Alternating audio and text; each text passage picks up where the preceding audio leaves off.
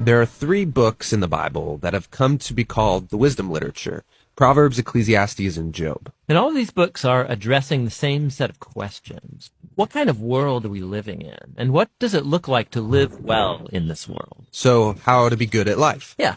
So each of these books tackles these questions from a unique perspective. And it's important to understand all of them to get a fully biblical perspective on the good life. So as a thought experiment, you could actually imagine each of these books as a person.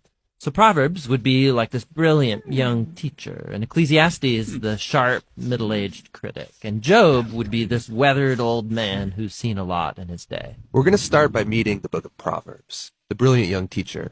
And she's not just smart, she's smart about everything: work, relationships, sex, spirituality.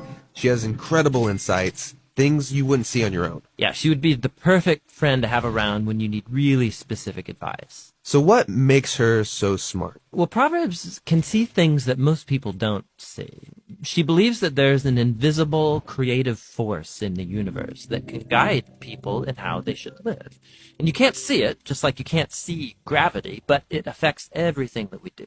So what's this force? Well, in Hebrew, it's called chokhmah, and it usually gets translated into English as wisdom. It's an attribute of God that God used to create the world. And chokhmah has been woven into the fabric of things and how they work. So wherever people are making good or just or wise decisions, they're tapping into chokhmah. And whenever someone's making a bad decision, they're working against Chokmah. Right, or as it says in Proverbs chapter 1, the waywardness of fools will destroy them, but the one who listens to wisdom lives in security. So it's like a moral law of the universe. Yeah, it's a cause-effect pattern, and no one can escape it. And Proverbs personifies all of this as a woman. Yeah, Lady Wisdom. Right, and she roams around the earth, calling out, making herself available to anyone who's willing to listen to her and to learn.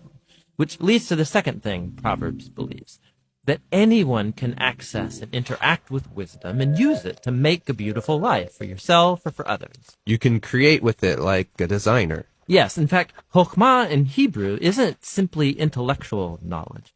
The word is also used to describe a skilled artisan who excels at their craft, like woodworking or stonemasonry.